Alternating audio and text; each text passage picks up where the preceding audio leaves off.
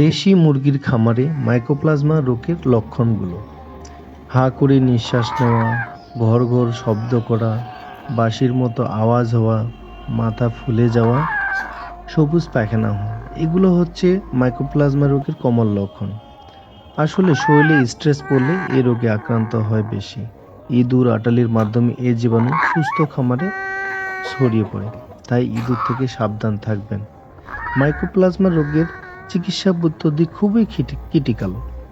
সঠিকভাবে ডায়াগনোসিস, সঠিক ওষুধ, সঠিক মাত্রায় ওষুধ প্রয়োগ না করতে পারলে এই রোগ বারবার খামারে ফিরে আসে।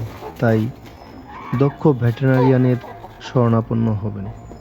আপনাদের উপকারের জন্য কিছু ওষুধের নাম আমি জানিয়ে রাখতেছি, আশা করি সকলেরই উপকারে আসবে।